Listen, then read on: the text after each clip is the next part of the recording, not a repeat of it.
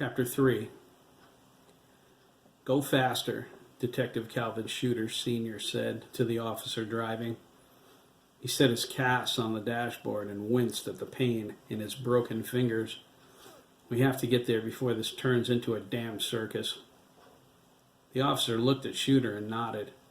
He didn't know what good a detective with broken hands was, but he pushed the pedal down. The Ford Crown Victoria responded with a lurch. The engine roared to life as it sped down Route 32, its lights flashing, siren blaring. The windshield wipers swished back and forth in a clicking blur. They barely affected the driving rain. The officer leaned into the windshield and watched the lines on the side of the road, trying not to blink. If he did at the wrong moment, they were going off the road into the woods. Shooter held his elbow against the dash. His fingers hurt like hell, but at least they were set. He thought, Dr. Montclair deserves the Joseph Mengele Award for bedside manner. He glared through the windshield, but cringed at what he saw ahead. He closed his eyes as the officer turned onto Wickett Avenue. The cops at the roadblock waved them through a crowd of ravenous reporters shouting over the thunder. They expressed outrage at their exclusion from Lancaster's tragedy. The officer kept his speed down as they passed Gibbons' garage, and the fire truck slanted sideways across both lanes. The coroner's car was on the other side. The coroner was sifting through a pile of charred bodies. Shooter retched at the stench sucked in through the air conditioner. The officer driving was a stout man with sunken black eyes and greasy dark hair. He curled up his nose at the reek. Shooter kept his eyes shut. There was nothing he cared to see. Not again. "Can you fill me in, Detective?" the officer asked. He rolled the window down to air out the car. The wind shot the rain right into his lap. He scowled and rolled it back up. "I just came on shift. It looks like I missed one hell of a party." Shooter glared at the officer. "Just drive the car," he snapped. He turned toward the front and gritted his teeth. "You don't have a clue." "No, sir," the officer agreed. He passed Copeland Industries and turned right onto Adler Road. He thought, "And I'm not going to get a clue until you tell me what happened, douchebag." The Ford lurched and heaved as it made its way up the pitted poor excuse for a road. Shooter cried out, landing on his right hand against the door. His fingers shot waves of agony up his arm. He looked at the officer, his eyes wide. "Sorry, sir," the officer said. The road ran along the rising cliffs following the width of the town. The higher they climbed, the more of Lancaster Shooter saw. The sight made his heart sink. Flashing lights stabbed into the storm from almost every corner in town. Wickett Avenue had roadblocks at either end. So did Route 41 and Milliken Road. No one was getting in or out of this town tonight. He looked over the treetops midway up the hill. He saw lights flashing at Mike Dugan's house. Bogdancer Drive was lit up like Rockefeller Center at Christmas. So was Mary's Circle near his house. Shooter hoped his wife was still asleep.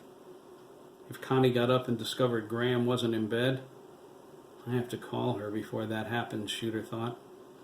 He tapped his pocket, feeling for his cell phone. It was under his Marlboros. Graham's broken face came into his mind. He cringed and bit his lower lip. Jesus, Graham, he thought. Why did you have to be a damned hero? Pride burned in his sorrow. God, I'm so proud of you. Please be okay so I can tell you that. The officer stopped the car 100 yards from Margaret Adler's house. Fire trucks lined the road on either side. There was no way to pass. He looked at Shooter and shrugged. Shooter stepped out into the rain. Lightning lanced down. The thunder exploded. They both jumped. They felt its force. Shooter walked up the hill trying to shield his cast from the downpour. He feared being back on Dr. Montclair's table, getting them bandaged again. Shooter thought, no way. The next time he touches me, I'm going to shoot him. I'll hold the gun between my teeth if I have to. The officer drifted to his brethren. Two uniformed cops, one from the town of Vernon, one from Tolland, stood to the side watching the firemen work. Shooter looked at the smoldering ruin. It was a blackened skeleton that stank like burnt dog fur. The stink carried on the wind and invaded his nasal passages. It was nothing compared to the smell on Wickett Avenue. Shooter inhaled. He detected the sharp scent of gasoline. He started up the driveway, paused to flash his badge at a stern-looking firefighter, and proceeded to the porch. John Carlander, Lancaster's fire marshal, directed his men.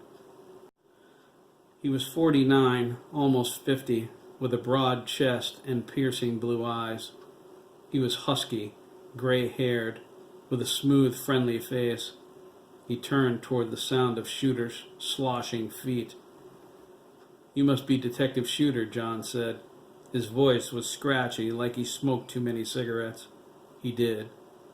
"Carstairs said you were at Johnson Memorial." Shooter held up his casts. John winced. "All 10, huh?" he remarked. "Must have been one hell of a guy." "It was a woman," Shooter corrected, and instantly regretted saying that. "Is that so?" John grinned. He crossed his arms and shook his head. Shooter snorted, "Stow it, Marshal." "How much longer?" John looked over the edge of the foundation at the two men in the basement hosing down the wooden supports.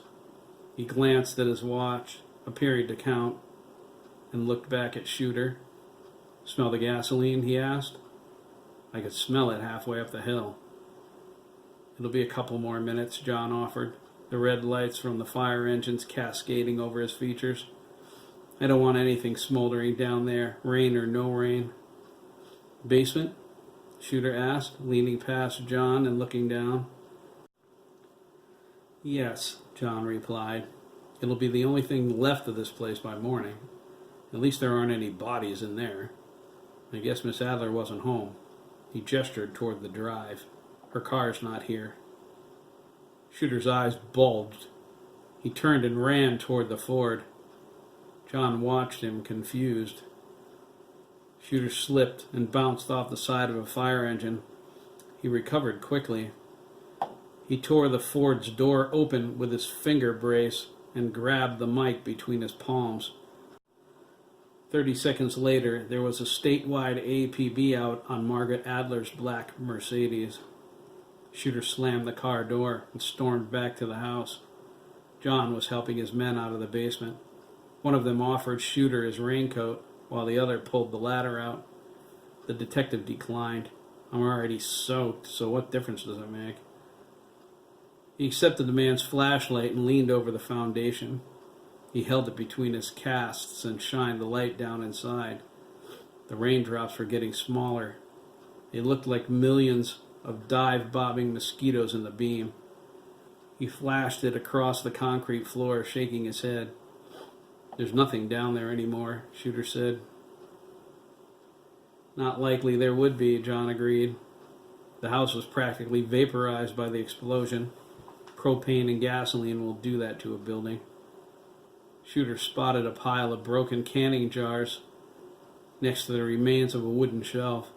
He could smell the rotten fruit through the scent of gasoline and burnt wood. "You should take a closer look, laddie," a voice whispered. It had a heavy Irish accent not unlike Nancy Dugan's. Shooter glanced around. "Did I hear something?" he wondered. "Something wrong?" John asked. Shooter looked at him oddly and shook his head. "No, Marshal," he said after a pause. "I think I'll take a closer look." "Suit yourself," John shrugged. He motioned for his men to slide the ladder back into the basement. "You're not going to find anything. Good luck climbing down with those casts, too." Shooter ignored him and carefully stepped over the edge onto the first rung. It was aluminum and wet, which made it very slippery. He twisted his foot back and forth until he was sure of his grip. He started down, holding his wrists against the side of the ladder. He clenched the flashlight under his chin. His feet clanked on the cold metal until they hit the bottom with a splash. Shooter looked down to see he was standing in 3 inches of water. He glared up at John. "It's wet down there." Shooter growled and lowered the flashlight to his hands. He held it out in front of him, his casts making his grip awkward. He heard the fireman snickering. He grumbled a curse, but froze when he heard something else. "Come over here," the voice whispered excitedly. Shooter heard that one for sure. It was a kid's voice, hollow and far away, yet urgent. "Who's there?" Shooter hissed into the shadows. His tone was sharper than he intended, but he realized he wouldn't be able to draw his pistol if there were trouble. He was about to call a patrolman down, but was interrupted by Carlander. "You must be joking, Detective," the fire marshal said. "There wouldn't be anything down there except crispy critters." "Shh!" Shooter exclaimed, straining to listen. He stared into the darkness. "Show yourself!" The kid started whistling. Shooter's eyes widened with surprise and recognition. The tune was Old MacDonald. "Just follow the lad's song, Detective," the man's voice said. "You'll be finding what you're looking for, to be sure. We made sure of that." "Bloody hell," Shooter whispered, tentatively stepping forward. "I finally lost my flipping mind." He barely saw a foot in front of him, even in the powerful flashlight beam. Rain ran off the top of his head. His dark blonde hair was soaked past saturation. The water raced down his face, mingling with his sweat, stinging his eyes. He followed the phantom whistling, turning from side to side as he tried to pinpoint its location. John watched from above with growing fascination. "This needs to be on the list of the damnedest things I ever saw," he thought. The way his son Jason's lips turned purple when he had an asthma attack was number one. Shooter inched forward into the basement's gloom. The water on the floor was over his ankles. His feet squished uncomfortably. $100 pair of loafers, he thought. A drop of water slipped into his cast. It ran along his skin to his wrist and itched like crazy. Ah, nuts! He crouched lower as he neared the far side of the basement. He strained to see. His eyes found the wall. He shined the light to either side, searching for the source of the whistling. It was as clear as day now, and very close. He glanced back at John, who observed him with great interest. He didn't seem at all curious, just sarcastically snide. Shooter thought, he can't hear the whistling over the storm. After examining the back of the basement, Shooter paused, scratching the side of his head. The whistling was so plain, whoever was doing it must be right next to him. He could have sworn the sound was circling him. Shooter leaned against the wall to his left. He wiped his forehead with his sleeve and muttered a string of curses. "I'm probably losing my mind for real," he thought. "Who could blame me after all of this?" Shooter shivered, but he wasn't sure if it was the rain's chill or the cold in his heart. Once he would have said there was nothing in the world he couldn't handle. He was considering revising that statement when the wall behind him started to move. The whistling stopped. "We did it!" the kid's voice cried. There was a rash of spastic giggling. "We got it open!" "Aye, lad, that we did." "Holy Christ!" Shooter exclaimed, jumping away from the slab. He spun around, startled. The flashlight flew out of his hands. It hit the floor with a splash. The bulb faded out as it sank. "What the hell?" "Hell's right, lad," the man's voice whispered. "You don't know the half of it, neither." Shooter reached out and touched the slab of concrete as it tore free from the foundation. The slab made a wet sucking noise as the seal broke. It swung outward like a vault door. He stepped back to allow it to open fully. He stared at it, stunned, as it passed in front of him. His eyes and mouth were wide open with surprise. John leaned forward, detecting the motion. "What's going on down there, Detective?" he called, cupping his mouth. "Mother of God," Shooter whispered. He turned to John and yelled, "Get me some lights down here." "Lights!" the boy's voice cried. "Lights," an electronic voice repeated. Everyone was startled by the eerie, non-human sound. The basement exploded with fluorescent brilliance as the officers and firefighters gathered around the top to look. "Christ on his throne," Shooter gasped. He leaned into the light, straining to see. "What in God's name is this?" "Not God," a new voice whispered. This one was female and very close. It had no hollow echo like the other two. Its accent was decidedly German. Not by a long shot. Shooter turned. An old woman appeared as if out of thin air.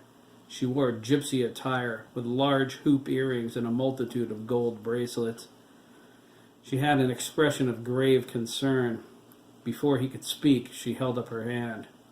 "Relax, Detective," the gypsy said. Her eyes seemed abnormally bright. Shooter relaxed as she looked past him into the bright lab lights. "Who are you?" Shooter whispered. "And where the hell did she come from?" "My name is Esmeralda," she replied. "I am here to help you."